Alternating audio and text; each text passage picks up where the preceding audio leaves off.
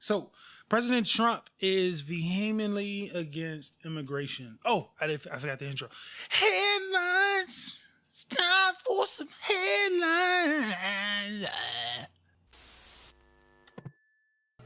Welcome to polysci.org. Almost there, just one more time. Welcome to polysci.org.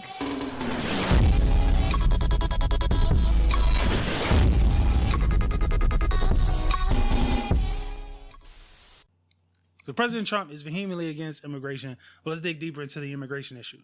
According to the Department of Homeland Security, there are over 12 million unauthorized immigrants residing in the United States.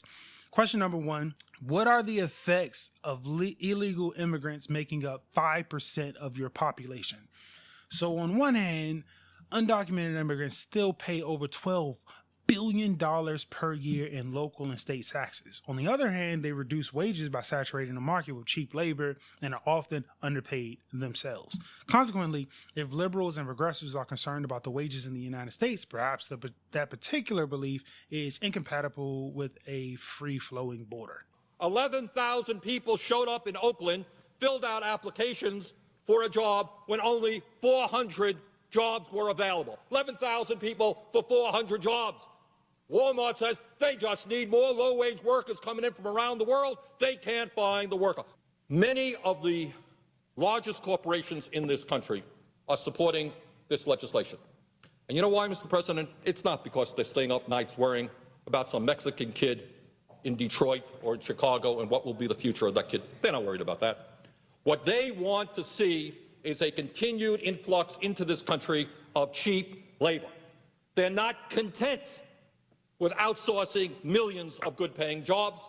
They're not content with fighting against working people who want to form unions. They're not content with their opposition, successful until recently, of keeping the minimum wage at $5.15 an hour for 10 years. That is not good enough. Now what they are trying to do, they're saying here, gee, we can't move Walmart in America to China. We can't move hotels to China. We can't move restaurants to China. What's the best way to continue keeping wages low for those workers? Fun fact, in the 19th and early 20th century, we essentially had an open door policy with Europe, excluding the 1882 Chinese Exclusion Act. It was fairly easy to get into the United States. So the 12% illegal immigration we have today is lower than any year between 1860 and 1920, where we essentially had an open border. That's according to the Brookings Institute. Secondly, if you want a truly free market, why wouldn't you want an open border? Conservatives, the cheap labor would lower wages for entrepreneurs. And if you sprinkle in some good old-fashioned American nationalism, we can take advantage of a new labor market. In simple terms, opening the borders can mean the exploitation of Mexico right here at home, the same as we do now, without ever having to get out of our bed. Undocumented immigrants pay an estimated 8% tax, while the top 1% only pays 5.4%. So economically, immigrants do pay taxes, but they also lower wages on the aggregate. So to muddy the waters a bit further, illegal immigrants also contribute to a black market of untaxed goods. So there is an underground economy that the U.S. can't even touch. So the liberal counter argument would be that if we pass a comprehensive immigration package, it could increase state and local taxes from immigrants by $2.1 billion per year, which is enough to send 45,652 teachers to get their PhD in education every single year. We've always had a love affair with learning in this country. America's a melting pot, and education has been a mainspring for our democracy and freedom, a means of providing gifts of knowledge and opportunity to all citizens, no matter how humble their background, so they could climb higher, help build the American dream, and leave a better life for those who follow.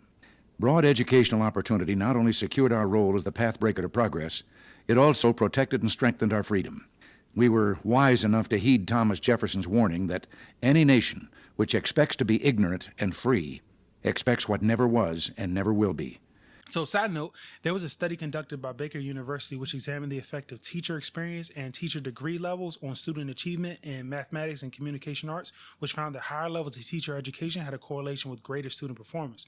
So to split the baby a bit, if conservatives would be willing to grant amnesty to illegal immigrants, we could pay for every teacher to get their PhD. We could take the #1 spot in education.